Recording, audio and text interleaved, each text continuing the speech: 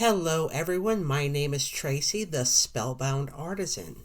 Welcome to another episode of Pixelated Biography. Thank you for joining me today, and thank you to everyone who has visited. I'm really excited to grow my presence on YouTube and would appreciate it if you would help with that. You can do that by liking this video, leaving a comment, and of course, subscribing to the channel. This video has been edited down to match the narration.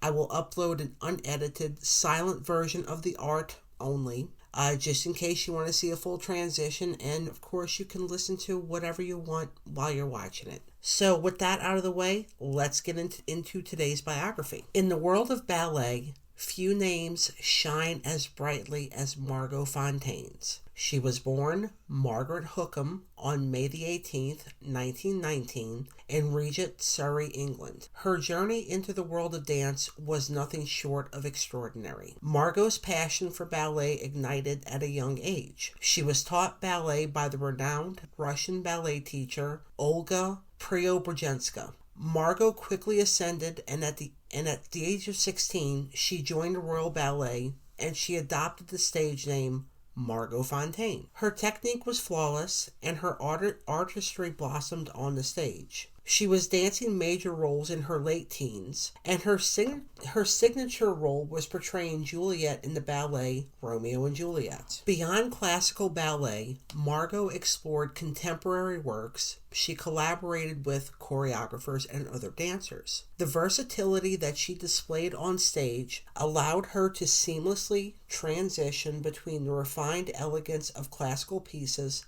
and the innovative, expressive movements of modern ballet. Her career transcended national borders. This earned her acclaim on the international stage. Performances in major ballet companies worldwide, including collaborations with the American Ballet Theater, showcased her global impact. Her artistry resonated with audiences, and she became a cultural ambassador. She embodied the language of dance, and this is considered to be a universal language. Like if you put somebody in a dance on a stage and they're interpreting something, you're going to understand what that means in America, but you're also going to understand what it means in China. That's what that means. Margot was chosen to be the president of the Royal Academy of Dance, and she accepted this reluctantly. She found being president kind of boring.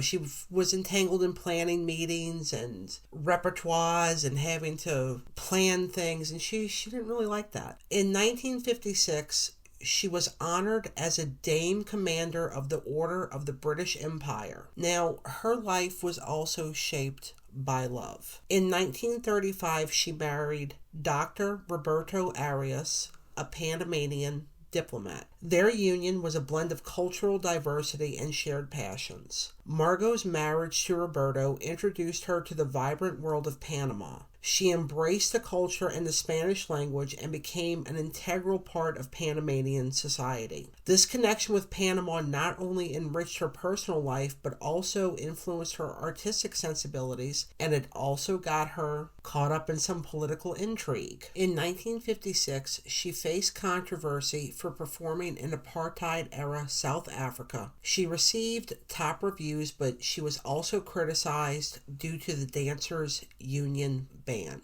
Her international performances continued to draw attention. She faced criticism for performing for Imelda Marcos and was even detained for attending a party where drugs were used. Notably, she danced in Chile during a military dictatorship and formed a close bond with Hope Somoza, the wife of Anastasio Somoza Debayle. In 1959, a car accident tested Margot's resilience and her marriage. Roberto Arias faced political challenges in Panama, which led to a period of separation. April of that same year, Margot became entangled in a political plot in Panama. She was arrested, detained for 24 hours, and then deported to New York City. She confessed her involvement in a coup staged by her husband against President Ernesto de la Guardia. Now, the British embassy's intervention secured her release. They flew her to the United States, and Margot and Roberto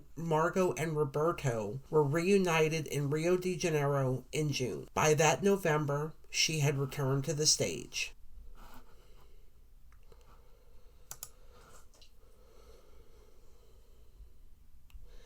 In 1964, Roberto was involved in another political scandal that led to his arrest. During that time, Margot worked hard to secure his release. In 1961, Margot was considering retirement, but at the same time, Rudolf Nureyev, a charismatic and dramatic Soviet dancer, sought asylum in the West. The two were paired together on stage, and the contrast of the seasoned ballerina Margot and the unconventional Rudolf seemed an unlikely match. Yet the chemistry between them ignited the stage in a way that transcended traditional ballet partnerships. The pair ignited interest in ballet, and people would stand in line for hours to get tickets just to see them on stage. Together, Margot and Rudy redefined ballet dynamics and produced timeless performances such as Romeo and Juliet and Swan Lake. Within ballet history, few partnerships have left such an impression like that of Margot Fonteyn and Rudolf Nureyev. Their union on stage blended grace and electrifying energy. Offstage, their relationship was one of mutual admiration and friendship. Margot was older than Rudy, but in spite of this, they became confidants to each other, and Margot became a mentor to young Rudy, and their deep connection fueled their onstage chemistry.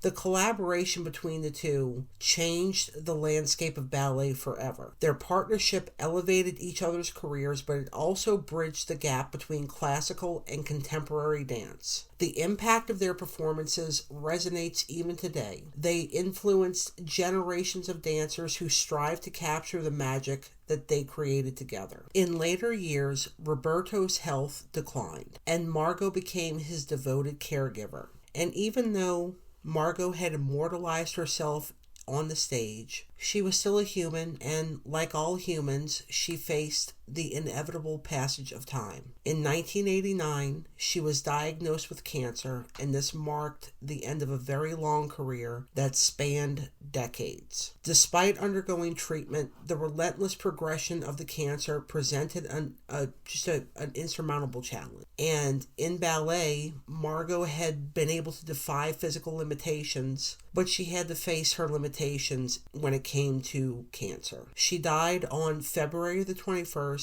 1991, at the age of 71. And even though Margot Fonteyn is gone, her legacy still endures. The impact of her contributions to ballet, her spirit, and the grace that she faced her mortality continues to inspire dancers to this day. All right, everybody. Well, I hope that you have enjoyed this story today, this biography. I do like ballet. I think it's a beautiful art form. It also, produced some of the greatest music that we will ever know as humans. So with all that in mind, I really do appreciate you listening to this. I really hope that you will subscribe and that you will spend some more time with me in the future. All right, everybody. So that's it for me today. Have a great week, and I'll see you next time. Bye.